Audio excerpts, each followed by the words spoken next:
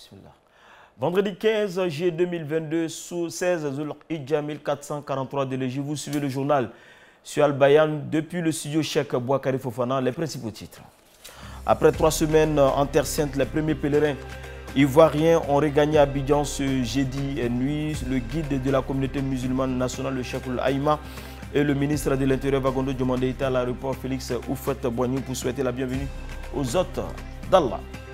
Cérémonie de bénédiction à Odiéné lors de la journée d'Arafat, une initiative de l'Union des sociétés civiles du Denguélé. Objectif, implorer la grâce d'Allah pour la stabilité du mouvement et puis pour toute la Côte d'Ivoire. Et en actualité hors de nos frontières, après une fermeture ayant duré 2 ans, la frontière algéro-tunisienne rouvre à partir de ce vendredi. Bonne nouvelle pour les pays africains. 1 million de touristes algériens sont attendus cet été en Tunisie. Assalamu alaikum wa rahmatullahi wa barakatuh. Bienvenue à toutes et à tous. Ouvrons ce journal sur l'actualité du Hajj.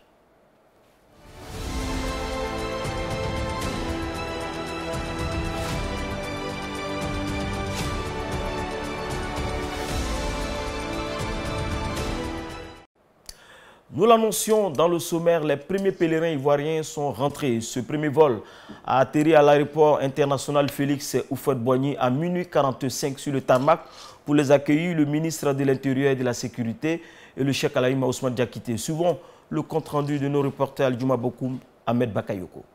Un geste d'adoration comme pour marquer sa reconnaissance à Allah. Premiers à partir, ils sont les premiers à rentrer au pays avec un accueil digne du rang de la mission. C'est le guide suprême de la communauté musulmane, le Cheikh Aïma Ousmane Diakité, et le ministre de l'Intérieur, Vagondo Diomandé, qui ont tenu à marquer ce premier retour en terre ivoirienne. Le ministre en charge des cultes a adressé le mot de bienvenue au désormais El Hadj et Hadja avant de saluer les efforts du président de la République quant à la réalisation de ce Hadj particulier.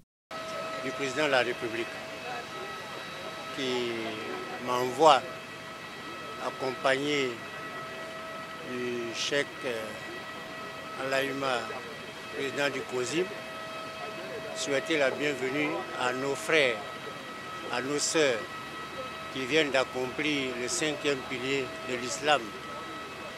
Et dire merci aux pèlerins pour toutes les prières qui ont pu être faites pour la Côte d'Ivoire. Le pèlerinage est un rite fondamental dans la vie du musulman.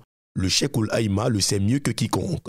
Il avait justement une pensée pieuse pour ces personnes qui n'ont pas eu la chance de participer à cette édition 2022. De ceux qui ont été éprouvés, nous avons une pensée pour eux, qui sont peut-être venus jusqu'à la mosquée avec leurs bagages, qui n'ont pas pu partir. Nous avons dit que c'est une preuve. Aller faire le pèlerinage, c'est d'abord répondre à l'appel de Dieu. C'est pourquoi quand les pèlerins arrivent à la Mecque, ils disent « Labbaïk Allahumma labbaïk ». Labbaïk veut dire « Je réponds à ton appel ». C'est Dieu qui a dit à Nabi Ibrahim de faire l'appel pour le pèlerinage. Ceux qui ont répondu dans le monde des âmes, c'est ceux-là qui partent annuellement. Donc nous voulons dire à tous ceux qui ont été éprouvés, qui n'ont pas pu partir, que nous reparlerons de tout ça bientôt. Je pense que Dieu nous aidera à régler ce problème. Les pèlerins de la deuxième vague ont déjà décollé de Djeddah. L'atterrissage à l'aéroport international Félix Houphouët-Boigny d'Abidjan est prévu pour 19h50. Nous restons avec notre équipe, l'équipe qui a recueilli les propos de certains hôtes d'Allah, très émus de retrouver le pays natal. Vraiment, on salue Monsieur le Président de la République. Au fait, quand nous on était à la Mecque là, vraiment on a suivi que le président a fait beaucoup pour les Ivoiriens. Vraiment, on remercie bien le président de la République, que Dieu nous bénisse. Bon. Bien manger, bien dormir, on le remercie. Que Dieu lui donne longue vie, beaucoup de santé. Voilà, on a bien mangé. Inch'Allah, vraiment, quel sentiment de joie. Vraiment, on fait beaucoup de bénédictions pour le pays, à tous les musulmans de tout le monde entier. Vraiment, surtout, télévision Al-Bayan, je viens de vous rencontrer, ça me va droit au cœur. Vraiment, je dis beaucoup de bénédictions aussi à mon fils, grâce à bon Dieu, grâce à lui, El Hadj Yacoub Bagayoko, qui m'a fait envoyer dans cette Mecque. Vraiment, Dieu merci, Inch'Allah. La grâce à Dieu. On prie à tout le monde. On a tout fait là-bas. On a fait tout. On a fait Rafah, Moudalifa, Madina, Mina. Et puis nous sommes bien arrivés. Alors, comment se prépare le retour des pèlerins depuis la Terre Sainte? La réponse avec Sibiri Koulibaly de la commission gestion départ-retour au micro de nos envoyés spéciaux Kanaté et Kamagaté. Suivons. Alors, parlons justement de retour, il y a un élément essentiel, il s'agit des bagages. Et il y a une franchise, 40 kg à ne pas dépasser. Alhamdulillah, bismillah, salatu wa salam ala rasulillah. Vous savez, dans le pèlerinage, après l'étape du circuit du Hajj, on prépare la phase retour. Et le bagage du pèlerin est considéré par notre commission comme le trophée. Donc un pèlerin qui part à Abidjan et qui ne retrouve pas son bagage, c'est comme s'il n'a même pas fait le Hajj. Donc au niveau de notre commission, nous avons réfléchi à la sécurisation du bagage du pèlerin. Et cette année, nous avons de nouvelles dispositions. Et comme on l'a dit, c'est franchise 40 kg, 10 kg en main pour entrer dans l'avion et 40 kg en soute. Et il n'y a pas de différence au niveau des pèlerins. Donc on a un dispositif de pré-pesée qui nous permet de vérifier le poids des pèlerins. Et ensuite, le pèlerin rentre dans le circuit de GMS, qui est un service du ministère saoudien, du Hajj, du ministère de l'Intérieur, pardon, qui permet d'éditer sur place les billets d'avion, les boarding pass et les tickets bagages. Ensuite, le pèlerin va partir de notre côté pour l'enregistrement dans notre système, notre application gestion bagage. Et c'est à ce moment-là que le bagage du pèlerin est sécurisé.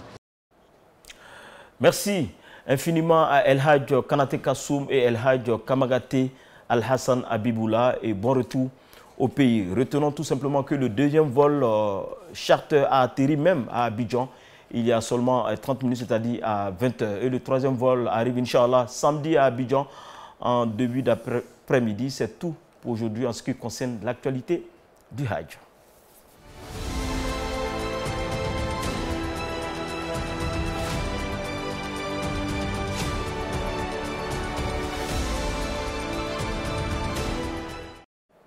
Parlons de la célébration de l'Aïd el-Fitr dans certaines localités de la Côte d'Ivoire et d'Abidjan. La ville de Dimokro était en fait le samedi dernier à l'occasion de la célébration de l'Aïd el-Kébir appelé Tabaski. C'est en présence des autorités administratives et coutumières de la ville. Le compte rendu, Soumeya Sanogo.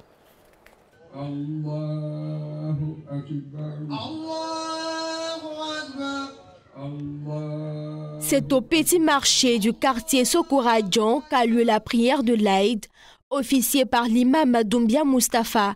Dans son sermon, l'imam Doumbia a invité les musulmans à faire preuve de piété et de soumission, valeurs qui caractérisent le prophète Ibrahim alayhi salam. Les autorités de la ville de Dimokro étaient aux côtés de la communauté musulmane, signe de l'entente qui règne dans cette commune. En pareille occasion, le président de la République met en mission tous ses représentants que sont les préfets pour venir exprimer à la communauté musulmane son sambé traditionnel. Il ne pouvait pas en être autrement, car vous le savez que depuis le Ramadan, le président était à vos côtés. Aujourd'hui, la fête de Tabaski, le grand jour, il ne peut pas être autrement que près de vous par l'intermédiaire de ses représentants. Il vous souhaite à toutes et à tous véritablement une très très bonne fête de Tabaski.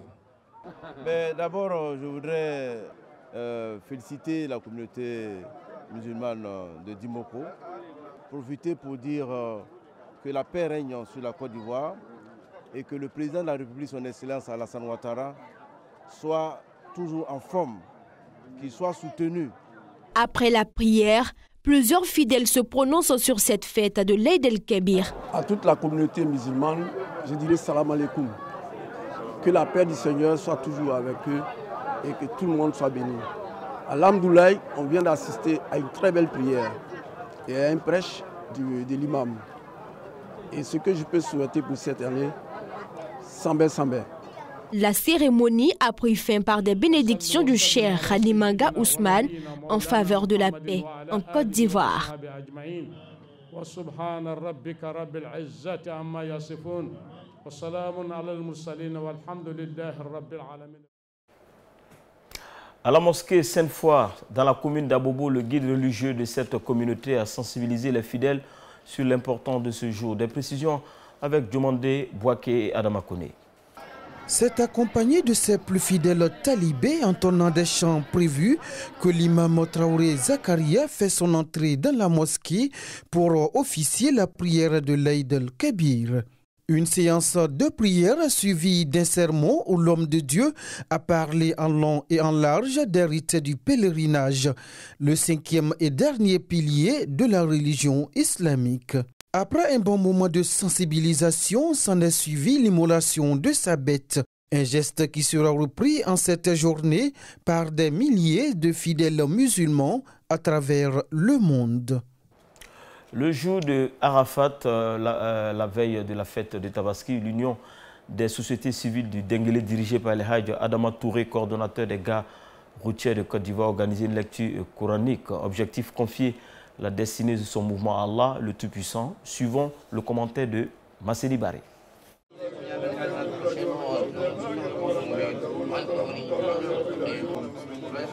C'est une tradition pour le président de l'USCD de penser chaque année et à la même date aux membres des sociétés civiles de sa région natale à travers une lecture coranique et des bénédictions sanctionnées par l'immolation d'une bête, offrant ainsi de quoi préparer la fête de Tabaski. Vu l'impact de cette action dans le Denguélé, les populations ont exprimé leur reconnaissance au président Fihak Touré Adama. Aujourd'hui, par rapport au mouvement de Arafat concernant la région musulmane, nous sommes très fiers de notre président exécutif, en l'occurrence de El Hadji Touré Adama, qui est vraiment chaque année, qui essaie de nous réunir à son domicile, au siège. Pourquoi ensemble on effectue une lecture coranique. Et aujourd'hui, cette lecture coranique est consacrée pour la réussite de notre union, de notre société civile, de notre mouvement. Rappelons que cette cérémonie vise à implorer le Tout-Puissant Allah afin de donner la force à l'association USCD et également pour la tranquillité dans notre pays. Reportage signé Daouda Sissé Larchik dans un commentaire de Masseni Bari. Dernier élément de ce journal, c'est l'information africaine, une compilation de nos confrères de la VOA. Au Maroc, une personne a trouvé la mort dans les violents incendies qui ravagent depuis mercredi des régions boisées reculées du nord du pays, entraînant l'évacuation d'un millier de familles. La junte militaire au Tchad a fixé au 20 août un dialogue de réconciliation nationale plusieurs fois repoussé depuis qu'elle a pris le pouvoir il y a 15 mois, alors qu'elle ne parvient toujours pas à un accord avec les rebelles ni à s'entendre avec l'opposition. Un pré-dialogue pour un accord de paix entre la junte et une cinquantaine de groupes rebelles piétine depuis 4 mois. Les ministres français des Affaires étrangères et des Armées ont affirmé vendredi à Niamey leur volonté d'approfondir le partenariat clé de Paris avec le Niger sur les plans économiques et militaires, à l'heure où la France, poussée hors du Mali, se sera totalement retirée du pays à la fin de l'été, après 9 ans de lutte anti-djihadiste. Les frontières terrestres entre la Tunisie et l'Algérie ont réouvert vendredi après plus de 2 ans en raison de la pandémie de Covid. Les autorités s'attendent à ce que plus d'1 million de visiteurs algériens, pour la plupart des touristes, entrent en Tunisie pendant l'été. Après le Maghreb, retour ici en Afrique de l'Ouest, précisément en Côte d'Ivoire, c'est la fin de cette édition. Retenez tout simplement que les premiers pèlerins sont à Abidjan. Le deuxième vol vient d'atterrir même à Abidjan aux alentours de 20h. Demain, ce sera le 3e vol en début d'après-midi. Ce journal a été préparé par l'ensemble de la rédaction, Ahmed Bakayoko, réalisé par Lansine Ouattara. Tout de suite, à suivre le sermon du cheikh Ousmane Diakité sur les leçons à tirer sur la vie du prophète Ibrahim alayhi salam, sermon prononcé le jour de l'Aïd el-Kébir. Excellent sur le programme. Wassalamu alaikum wa rahmatullahi wa barakatuh.